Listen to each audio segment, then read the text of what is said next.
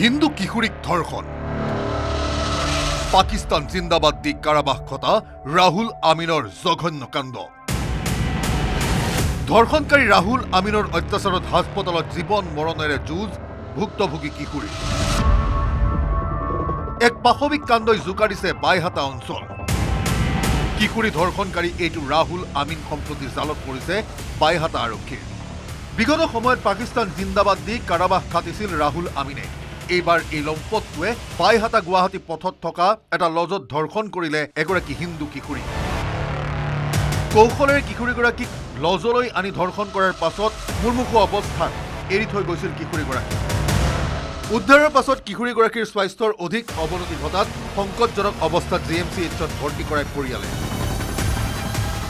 অকল ছোৱালী বুলি নহয় বিভিন্ন জায়গাৰ বোৱাৰীবোৰো আহে সেই বোৱাৰীবোৰে ইয়াতে 200 টকাৰ পৰা 1000 টকাত নিজৰ শৰীৰ বিক্ৰী কৰি থৈ যায় এই স্থানবোৰত কিন্তু একচাম দালালৰ কিন্তু বহুত অৰিহণা আছে আৰু এই মেনেজ কৰা মানুহবোৰৰ কাৰণে আজি মানে কি এইবোৰ ধান্দা মানে কি ইয়াতে আমাৰ অঞ্চলত মানে কি চলি আছে ইফালে চাঞ্চল্যকৰ কাণ্ডই তীব্ৰ হুলস্থুলৰ সৃষ্টি কৰাৰ পাছত ধৰ্ষণ কাণ্ডৰ অভিযুক্ত ৰাহুল আমিনক গ্ৰেপ্তাৰ কৰি জেললৈ প্ৰেৰণ কৰিছে আৰক্ষীয়ে লক্ষণীয়ভাৱে শেহতীয়াকৈ অবৈধ কাৰ্যকলাপৰ ঘাটিত পৰিণত হৈছে বাইহাটা চাৰিআলি ৰাষ্ট্ৰীয় ঘাইপথৰ দাঁতিত কাঠফুলাৰ দৰে গঢ় লৈ উঠা সৰু বৰ হোটেল ৰেষ্টুৰাঁ লজত দিনে নিশাই অবৈধ কাৰ্যকলাপ চলি অহাৰ অভিযোগ উত্থাপন হৈছে ধাবা হোটেল লজসমূহত চলি থকা এনেধৰণৰ অবৈধ কাৰ্যকলাপ বন্ধ কৰাৰ দাবী জনাইছে বিভিন্ন দল সংগঠনে বাইহাটাৰ পৰা Srimanta Das report news 18 Assam north east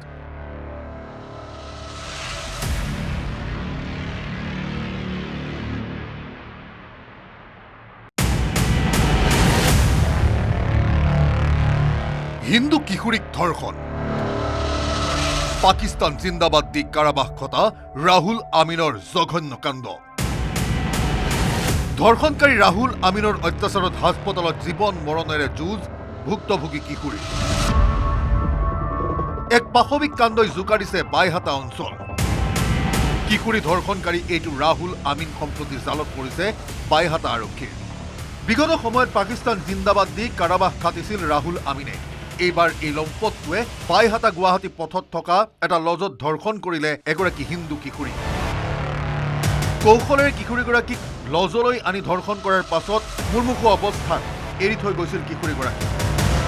উদ্ধাৰৰ পাছত কিশোৰীগৰাকীৰ স্বাস্থ্যৰ অধিক অৱনতি ঘটাত সংকটজনক অৱস্থাত জিএমচিএইচত ভৰ্তি কৰায় পৰিয়ালে